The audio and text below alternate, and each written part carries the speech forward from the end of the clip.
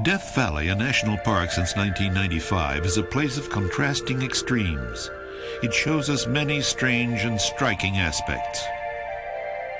At Badwater, for example, we're near the lowest spot in the Western Hemisphere, 282 feet below sea level. But the reflection is of Telescope Peak, which reaches over 11,000 feet. This can be a harsh and cruel place, as the earliest pioneers discovered. It's one of the hottest areas of the Earth. Summer temperatures of 120 degrees are common. Yet in winter, there are frequent snowstorms only a few thousand feet above the valley floor. Death Valley is the driest spot north of the equator, but there is water here in many places.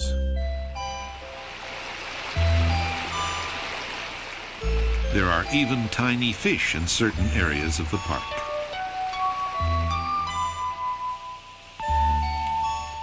And it actually does rain in Death Valley, sometimes quite heavily. When conditions are right, parts of the desert are transformed into a surprising garden of springtime wildflowers.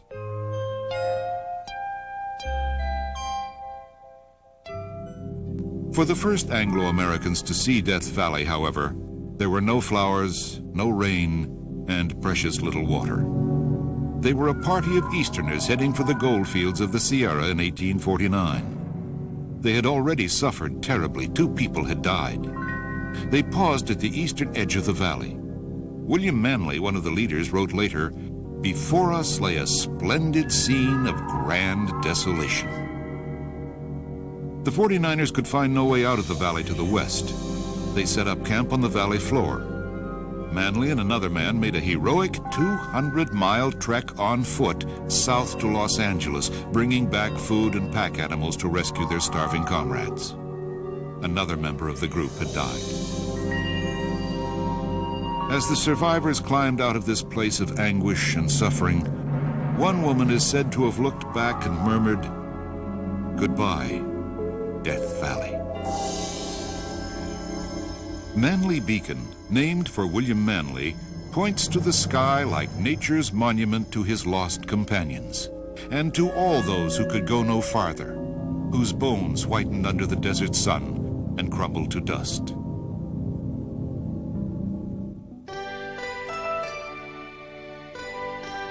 Today, the major center of visitor activities in Death Valley is at Furnace Creek. In its dramatic setting of desert and mountains, Furnace Creek Inn is a luxury hotel with all resort facilities.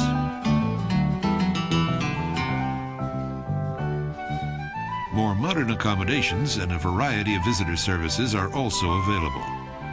There are campgrounds nearby and at several other locations in the park.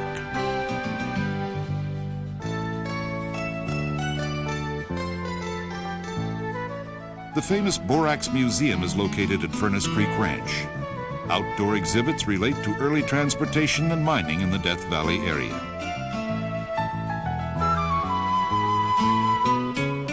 The National Park Service Visitor Center and Museum are also at Furnace Creek. Here we're 190 feet below sea level.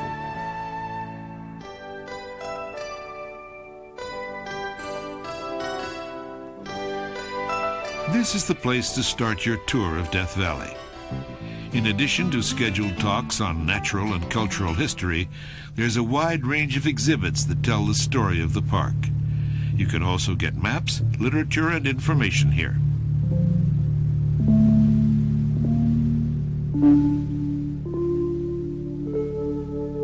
One of the best ways to get a good grasp of the shape and size of Death Valley is to drive up to Dantes View.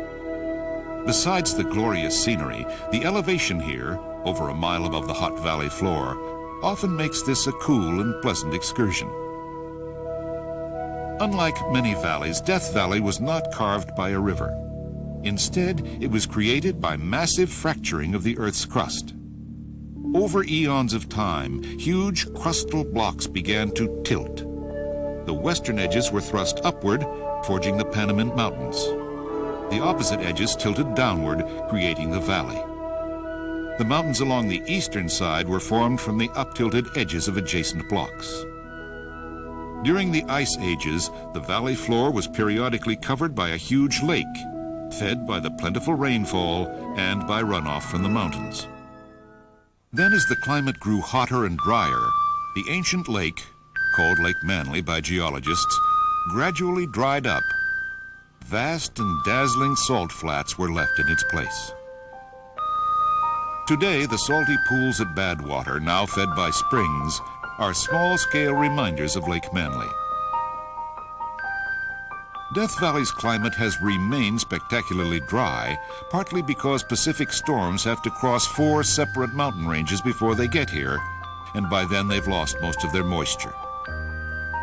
But the storms that do strike the ranges walling in the valley often shed a great deal of moisture here. Erosion has been wearing away at the mountains ever since they were first formed. Rain and melting snow are channeled into ravines.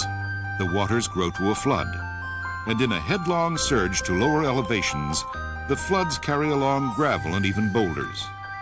These act as powerful abrasives on the canyon walls. At the mouths of Death Valley's side canyons are alluvial fans, formed from the rubble that the floods have dropped as they slowed and spread out on reaching flatter ground. The Death Valley landscape is filled with curious and spectacular examples of the effects of erosion. There's even a natural bridge. Rainwater rushing downhill carved the opening and left the bridge spanning the canyon.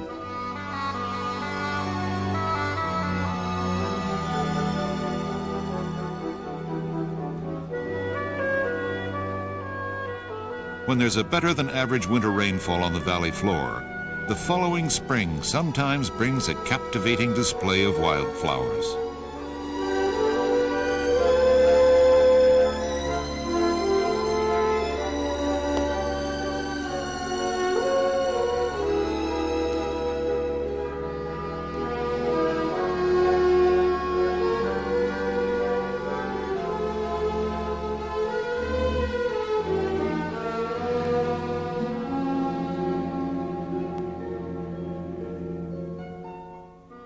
Most visitors have their favorite spots in Death Valley.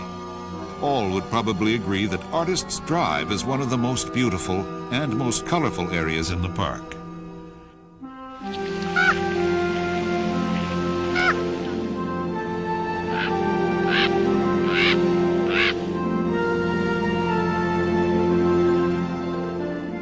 Artist's Palette presents an astonishing range of pastel colors splashed across the brown canyon walls. The eroded volcanic deposits here have been colored naturally by various mineral compounds. Greens come from decomposing mica, reds, pinks, and yellows from iron oxides. Like a real palette, the concentration of colors here seems to have provided pigments for the various tints seen in all parts of the valley.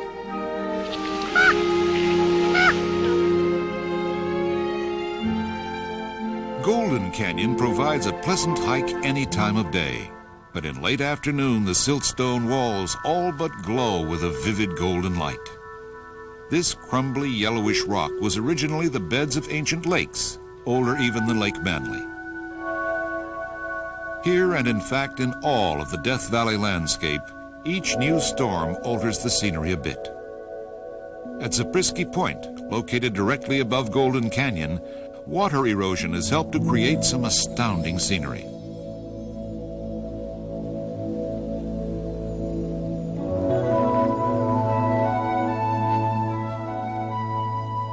This is one of the most famous and most dramatic views.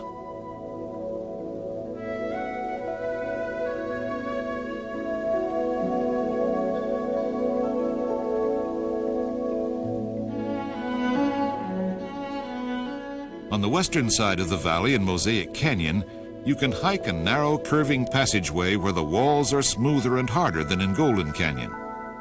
The work of erosion proceeds somewhat slower here, but as long as rain falls on the slopes above, that work never stops.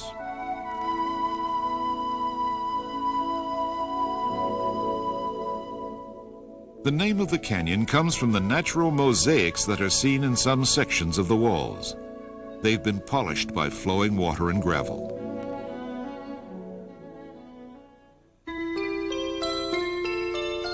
If it seems strange to talk at length about continuous water erosion in a desert environment, newcomers find it stranger yet to discover water in any form in the Death Valley area. Saratoga Springs, at the southern tip of the park, Presents the extraordinary contrast of abundant water in an extremely arid setting. The shimmering ponds here provide welcome way stations for waterfowl on their seasonal migrations.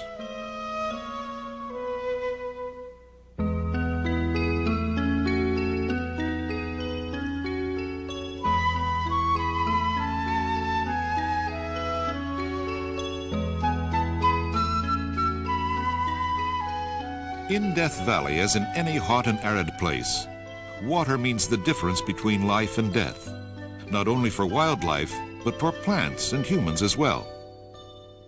The Furnace Creek area is quite literally an oasis created by water that comes from springs in the nearby Funeral Mountains.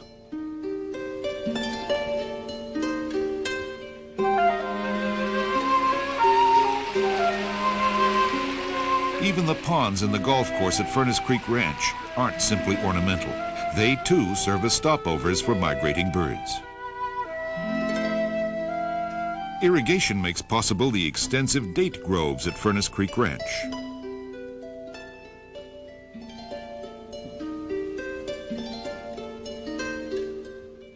Inevitably, the real curiosity, at least as far as water in Death Valley is concerned, is the water that occurs naturally in this unlikely place. And in this respect, like Saratoga Springs, Salt Creek is a major attraction. This is a stream that flows much of each year in the hottest and driest place in North America. The water is about as salty as the ocean.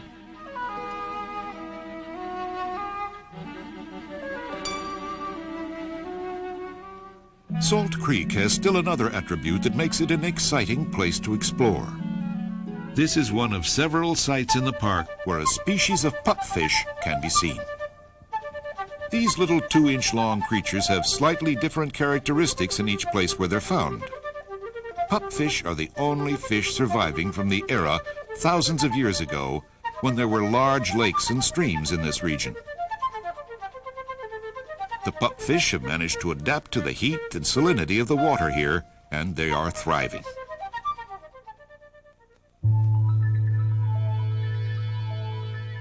In addition to flowing water, a second natural force continues to shape the Death Valley landscape. As a small but eye-catching example, Mushroom Rock was carved partly by sand and gravel carried by the wind. On a far larger scale, and at an infinitely faster rate, the wind shapes and shifts the Death Valley sand dunes almost literally from day to day. Footprints made this afternoon are gone tomorrow. The dunes cover about 15 square miles. Although any substantial windstorm will reshape them to some extent, the dune field stays within fairly narrow limits.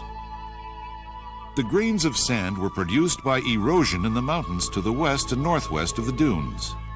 The particles were carried on the wind and dropped here, where the landforms set up patterns of crosswinds and eddies. A number of plants have adapted to life in the dunes. They've developed extensive root systems that reach down to the groundwater beneath the surface. The roots of the mesquite bush, for example, may be as much as 50 to 60 feet long. Most visitors are curious about the ripples on some surfaces of the dunes. Smaller grains of sand are carried farther by the wind than large ones are. The large ones collect in shallow ridges, which eventually trap other grains, and the ridges become ripples.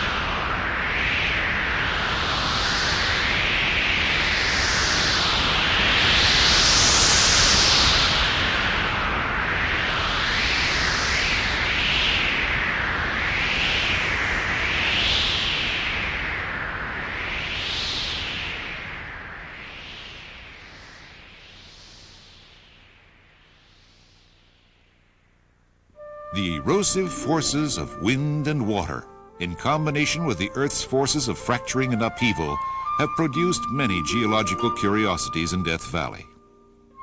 In Striped Butte, for example, the layers of different colored sediments were originally horizontal. They've been crimped and tilted into a vertical position and then exposed by erosion. In the northernmost tip of the park, There's evidence of relatively recent volcanic activity. Recent, that is, in geological terms. About 4,000 years ago, a column of molten rock rising up from deep in the earth came into contact with the water table above it. In an instant, the water flashed to steam, and there was an enormous explosion that blew off the overlying layers of rock.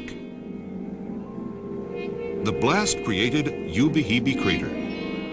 There are several other craters nearby that are smaller and older. Ubehebe and its companions have never erupted in a lava flow, but the entire area is covered with a thick layer of volcanic ash and cinders. With so little fertile soil and a climate that brings only about 2 inches of rain a year, it's almost miraculous that a great variety of plants has adapted to life in this challenging environment. A peculiar grouping of arrowweed plants near the sand dunes grows where the groundwater is located close to the surface. The place is called the Devil's Cornfield because from a distance, the plant clumps look like corn shocks. As for the devil part of the name, well, in an infernally hot place like Death Valley, the word does come to mind now and then.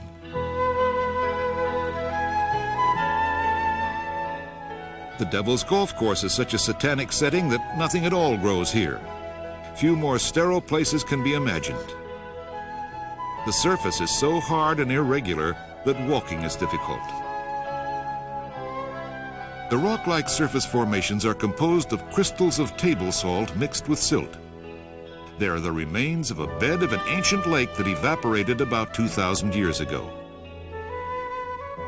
For visitors who want to get away from the busier areas and go off by themselves, and for those who have four-wheel drive vehicles, Death Valley offers some very special destinations. The side trip to the racetrack provides not only an adventurous drive, but a touch of mystery as well.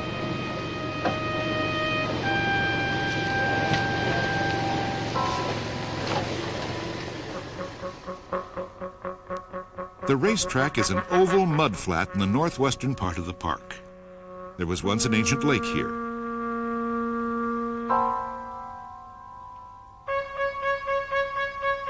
For anyone who's looking for solitude, this place is heartily recommended. The mystery here concerns the famous moving rocks. There's no doubt whatever that the rocks move because they leave tracks on the mud surface. The strange part is that no one has ever seen them move, and no one's completely certain how it happens. Because the surface of the mud flat is extremely slippery when it's wet, geologists tend to believe that the rocks are pushed along it by gale-force gusts of wind. Ice may also be a factor.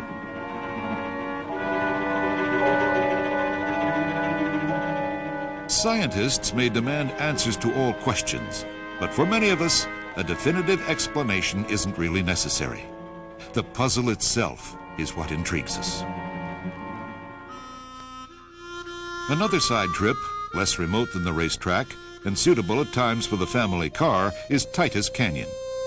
This is a one-way gravel road that leaves the highway a few miles southwest of Beatty, Nevada.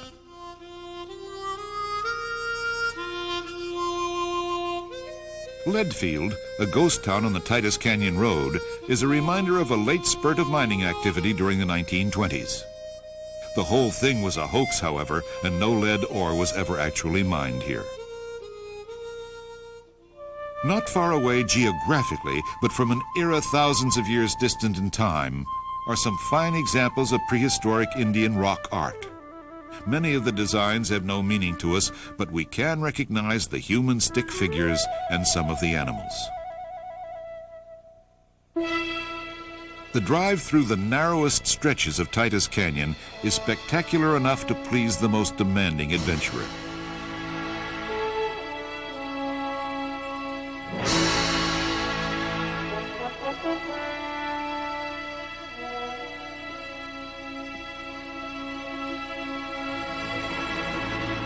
The unfortunate ghost town of Leadfield gave only a hint of the most colorful and exciting era of all in the history of Death Valley.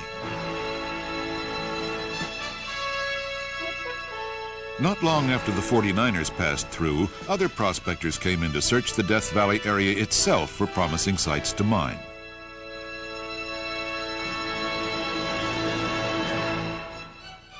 The pinyon pine and juniper forests of Wild Rose Canyon in the Panamints are the reason for the existence of some of the strangest relics from this early mining era. The Wild Rose charcoal kilns are here. After a lead and silver strike 25 miles to the west, outside the present park, carbon and high heat were needed to extract metal from the ore. Burning charcoal produces both, but ordinary wood does not. The kilns were built in 1877 to manufacture charcoal from the wood supply here in Wild Rose. The 10 kilns are nearly but not exactly the same size. They average a little over 31 feet in diameter and about 25.5 feet in height.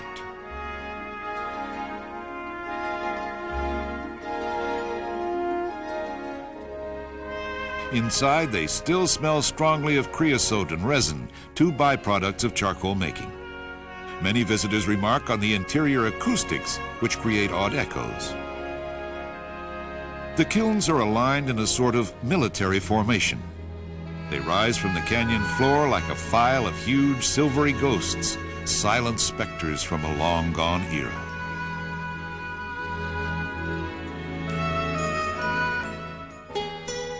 Borax was first reported in Death Valley in 1873.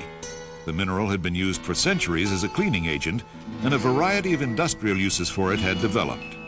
It's still essential today, and is even used in nuclear reactors. Large borax deposits were discovered, and the Harmony Borax Works was built in 1881 near Furnace Creek to refine the mineral. Despite the long haul to the nearest railhead at Mojave, 165 miles away, the operation succeeded. The first borax shipments were taken out in wagons pulled by teams of 8 mules. Clearly, bigger wagons and teams could haul larger, more profitable loads. In 1883, truly gigantic wagons pulled by teams of 20 mules were put into service. These wagons were astonishing things, in size, in the extraordinary work they did, and perhaps most of all, in the vivid image they have left in the public's mind. Today, an original 20-mule team wagon rig is on display at the Harmony Ruins. Each wagon was 16 feet long and 4 feet wide. The sides were 6 feet high. It weighed almost 4 tons, empty. The wagons were designed specifically to haul Death Valley borax. A full rig of 2 loaded wagons, including the 1,200-gallon water tank that brought up the rear, weighed 36.5 tons. Surprisingly, the 20-mule teams and their wagons were in service for only 5 years. A new source of borax was found near Mojave in a form that was much easier to process. Borax mining here came to an end, but the 20-mule team wagon lives on as a symbol of perseverance and ingenious adaptation, and even as a symbol of Death Valley itself.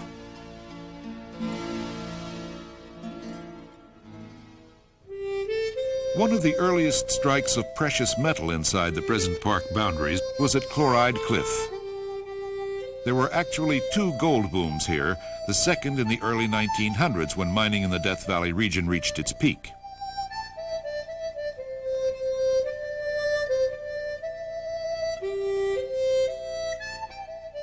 The Keane Wonder Mine was one of the richest of all the gold mines here.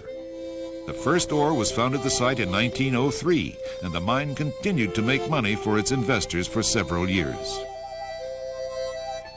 The Keane had a unique tramway system that was used to send ore down the mountainside. and in doing so generated power for the ore crushers. The steam tractor Old Dinah, now on display near the gate to Furnace Creek Ranch, was bought to haul ore from the Keane mine to the railroad, but it soon broke down and was abandoned.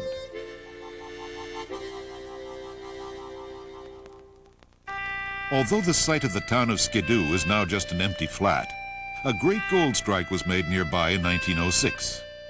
It's been said that the town's delightful name gave rise to the once popular catchphrase, 23 Skidoo.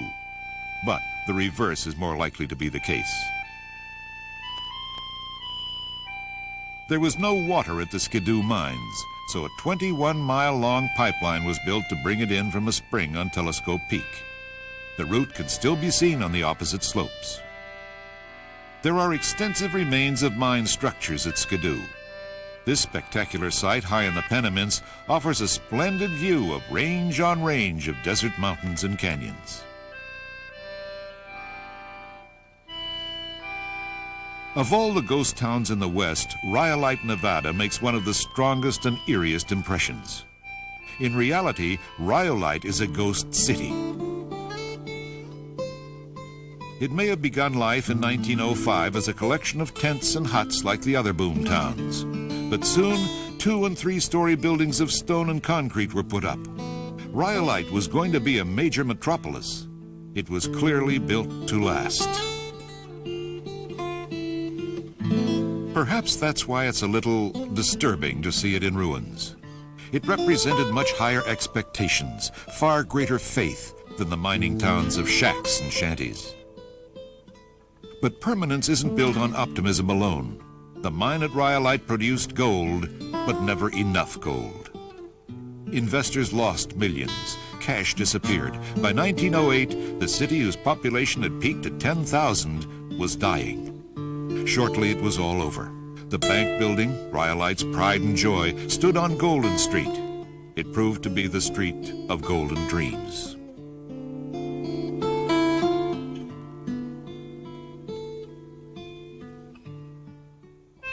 Mining continued in Death Valley through the 1920s.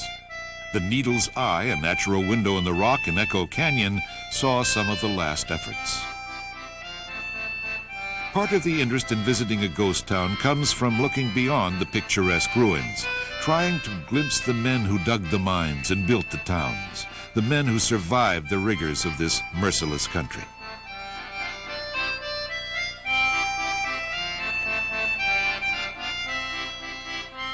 Is it possible there are ghosts in these ghost towns? Could that gust of wind, that rustle of a pack rat, actually be an old Death Valley miner? Is he still digging here, cursing the heat, wiping the sweat from his eyes, and hoping against hope that the next swing of his pick will uncover the biggest strike ever made?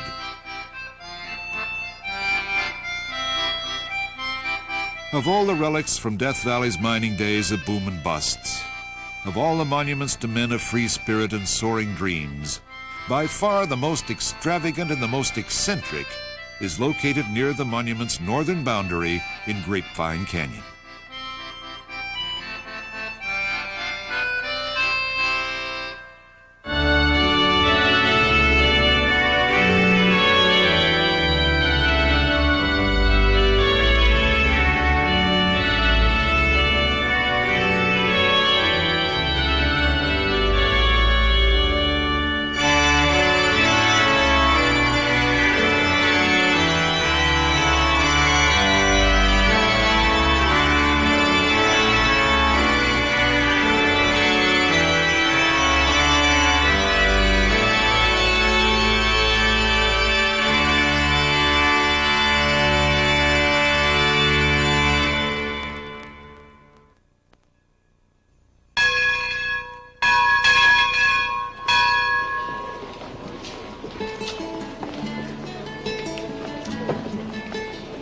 I'd like to welcome you to Scotty's Castle. My name is Judy, and I'll be your guide. Scotty's Castle.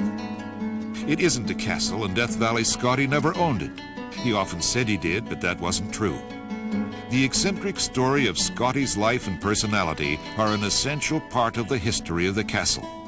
Although this place is real, and much of Scotty's life as he told it was not. Walter Scott was born in Kentucky in 1872 and went west as a youth. He worked at ranching and mining and on the 20-mule team wagons at the Harmony Borax works in Death Valley. For 12 years, he was a trick rider with Buffalo Bill's Wild West Exposition, but he spent his winters prospecting in Death Valley. He had fallen in love with this fierce and beautiful place. Under the pretext of finding a non-existent lost gold mine here, he conned an investor out of $1,500 and squandered it on flamboyant sprees in Los Angeles. In 1904, he met Albert Johnson, a wealthy businessman, and pressed him for a grub stake. Johnson agreed. The two men became friends, and for the rest of his life, Scotty lived in the spotlight on money borrowed from Johnson. The pair rode together all through Death Valley. Johnson's frail health improved, and he found here a new excitement in life. His wife Bessie sometimes accompanied them, and when Johnson proposed building a house here, Bessie wanted a suitable home for entertaining friends.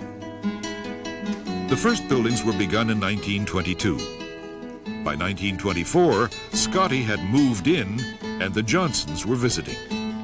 Johnson paid for the land and the castle, and he alone owned it until his death. The castle today is a major visitor attraction, as strange and magical as a desert mirage.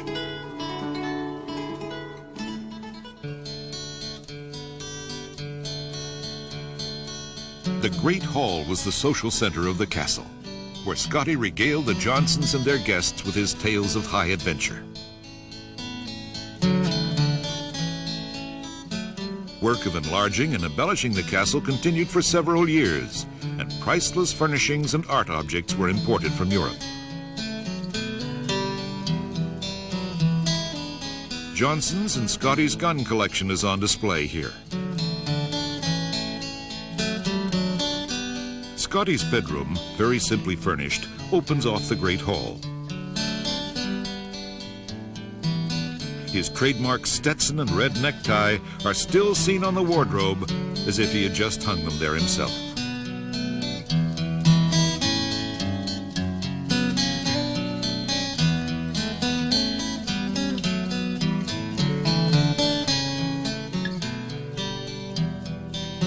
The entrance to the dining room is across the Great Hall. This room was used for formal banquets and also for meals when the Johnsons and Scotty were at home alone. The china was all custom-made and bears the crest of Death Valley Ranch, the castle's official name. Many of the pieces are of very distinctive designs. The kitchen is decorated in a Spanish provincial style. It's a showplace of exquisite tile work and gleaming copper pots.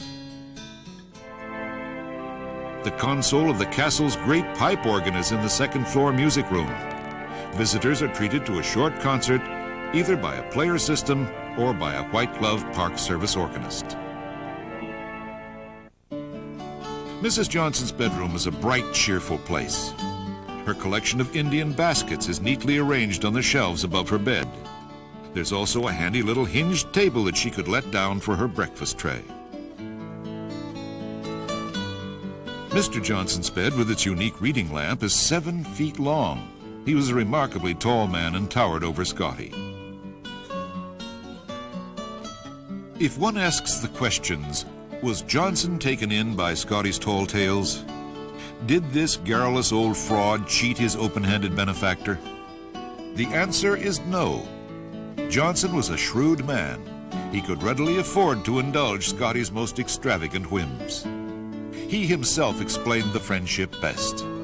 "Scott repays me in laughs," he said. Johnson lost a fortune in the stock market crash of 1929. Work on the castle ended soon afterwards, although the Johnsons continued their visits. The unfinished swimming pool and the rusted equipment symbolized the end. By 1948, both Johnsons had died.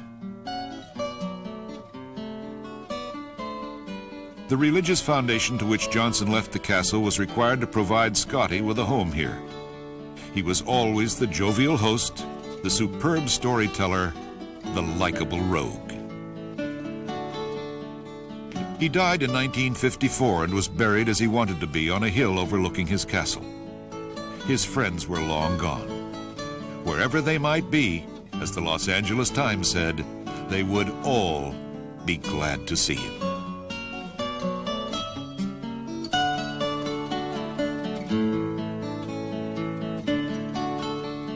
The National Park Service acquired the property in 1970. All facts of original ownership and formal name aside, this honestly is Scotty's Castle.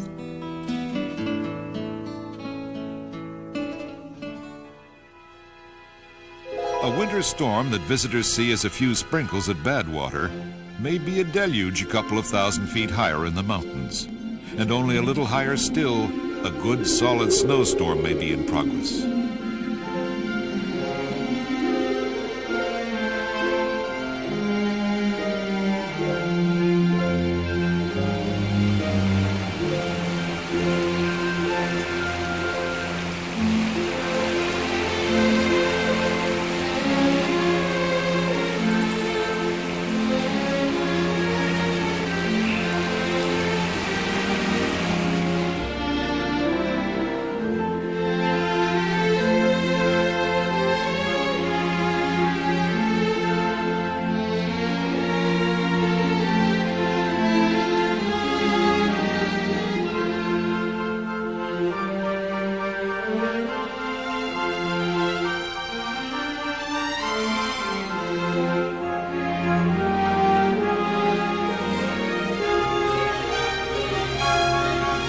Snow is seldom more than a temporary inconvenience in the nearby mountain passes.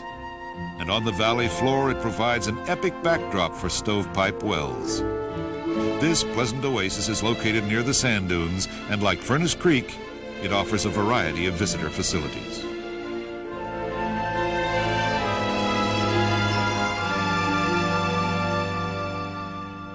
A new snowfall at Rhyolite, on the other hand, seems to intensify the atmosphere of unreality. Images become blurred. One indistinct form merges with another.